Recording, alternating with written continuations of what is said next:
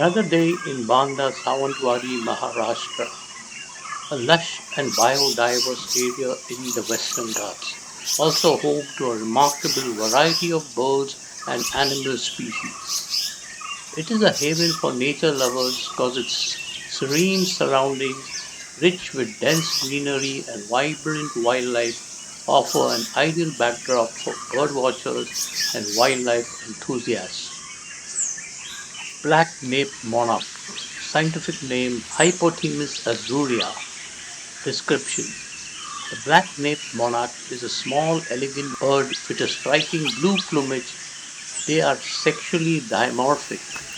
The term sexually dimorphic refers to a characteristic or trait that differs significantly from males and females of a species. In this case, the males have a distinct black nape band and a thin black gorget. Female lacks the black nape patch and gorget markings, with gray-brown wings and a bright blue only on the head. Both male and female show black feathers on top of the bill and grayish-white underparts. Habitat: found in forests and wooded areas, especially near streams and dense foliage. Diet: primarily insectivorous, feeding on insects like caterpillars, flies, and beetles. Like flycatchers, hawks in midair to catch its prey. Often joins mixed flocks, as you can see here. The calls are a sharp and abrupt scrip. The breeding season in India is March to August, and the nest is a neat cup placed in a fork. The cup is lined with filaments of webbing and fungi, including those of the genus Marasimius, which are known to produce antibiotics and may benefit the birds by protecting the young from infection. The nest is built by the female while the male guards.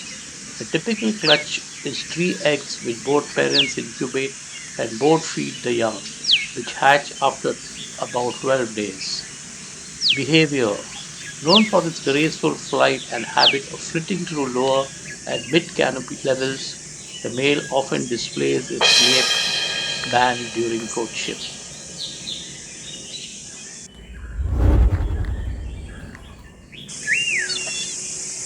Indian grey hornbill.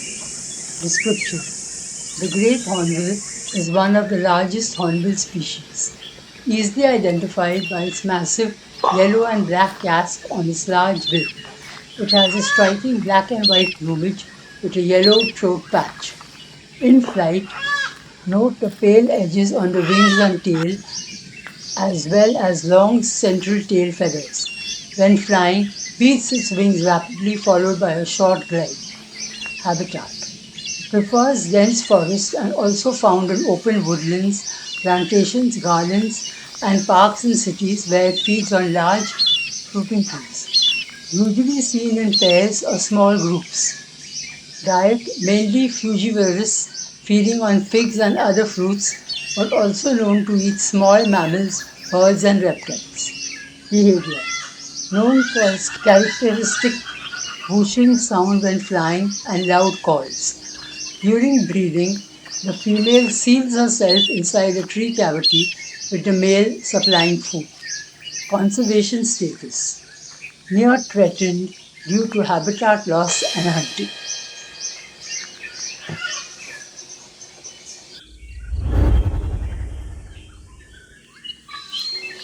The black drongo. Description: the black drongo is a small, agile bird with glossy black plumage and a distinctive forked tail. Habitat: an adaptable songbird of open areas such as farmland, forest edge, meadows, wetlands, and fields, and a common sight as a familiar dark silhouette perched on wires, fences, or snags. Diet: feeds mainly on insects, catching them in midair, and impressive aerial acrobatics. Behavior: known for its territorial and aggressive behavior, often perching prominently and fiercely defending its space from intruders, frequently chasing away large birds with repeated dives and harsh chattering calls. A skilled mimic of other species and a strong songster in general, delivering a wide range of pleasant fluty calls, harsh chattering nasal notes, and high sharp whistles.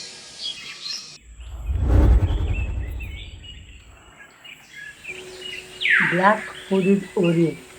Description: this oriole is vibrant yellow with a black hood and throat, red eyes, and a contrasting red bill. The striking color makes it easy to spot in dense foliage. In flight, the black band towards the tail tip is visible. Juvenile is duller overall with a white streaked throat and a darker bill. Diet: feeds on fruiting trees with a preference for figs in wooded gardens, groves, and open forest, berries and nectar, as well as insects and occasionally small lizards. Behavior: the song is rich, fruity, and mellow. Calls include raspy nasal notes that can sound like a croak, often seen alone or in pairs as it moves to the canopy in search of food.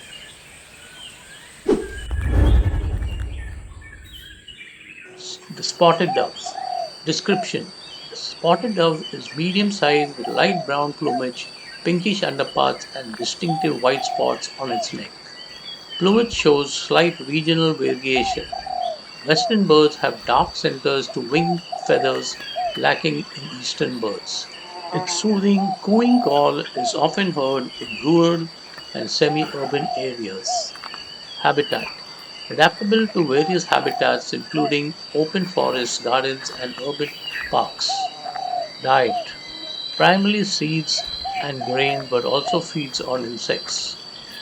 Behavior: typically seen foraging on the ground in pairs or small groups, it is relatively tame and often undisturbed by human presence.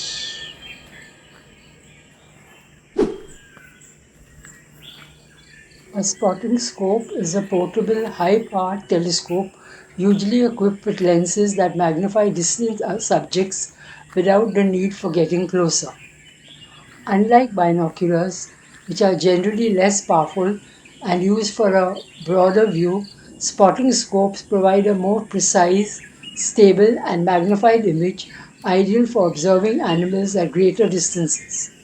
These scopes allow wildlife enthusiasts to closely observe elusive and shy animals, particularly in the early morning or late afternoon hours when wildlife is most active. For locations like Banda Sawantwadi, where the vegetation is dense and animals might be hidden in trees or near water bodies, the spotting scope becomes a valuable tool for capturing detailed views of these creatures without disturbing their natural behaviors. Spotted in the Talakat forest area, Banda Sawantwadi, were these giant squirrels. Description: the Indian giant squirrel or Malabar giant squirrel is a large multicolored tree squirrel species endemic to forests and woodlands in India. It is a diurnal, arboreal, and mainly herbivorous squirrel. It is one of the largest squirrels with a head and body length of 25 to 50 centimeters, a tail that is about the same or somewhat longer, and a weight of 1.5 to 2 kilograms, although rarely up to 3 kilograms. It has a conspicuous 1, 2, or 3 tone color scheme. The colors involved can be whitish, creamy beige, buff, tan, rust, reddish maroon, brown, dark seal brown, or black. The underparts and the front legs are usually cream colored, and the head can be brown or beige, and there is a distinctive white spot between the ears. Otherwise, the colors depend on the subspecies. Distribution and habitat. This species is endemic to India with main section of its distribution in the Western Ghats, Eastern Ghats, and Satpura range, as far north as Madhya Pradesh. It is found at altitudes of 180 to 300 meters in tropical, deciduous, semi-deciduous, and moist evergreen forests and woodlands. In general, its distribution is fragmented because it is intolerant of habitat degradation.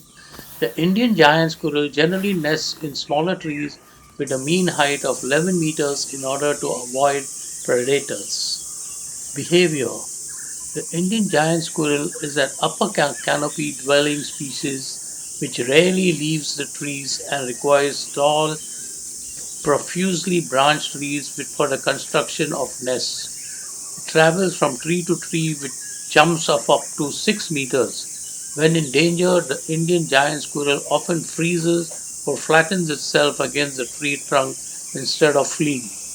Its main predators are the birds of prey like owls and the leopard. This giant squirrel is mostly active in the early hours of the morning and in the evening, resting in the midday. They are typically solitary animals that only come together for breeding. The species is believed to play a substantial role in shaping the ecosystem of its habitat by engaging in dispersal. Diet: primarily frugivorous, feeding on fruits, nuts, flowers, and tree bark. They may also eat insects and bird eggs. Family life: the Indian giant squirrel lives alone or in pairs. They build large globular nests of twigs and leaves, placing them on thinner branches where they build several nests in a small area of forest which are used as sleeping quarters, with one being used as a nursery. These shy animals rarely descend to the ground, preferring to remain in the upper canopy. Using a spotting scope allows for detailed viewing of their multicolored fur and bushy tail, highlighting their unique adaptations and behaviors without intruding.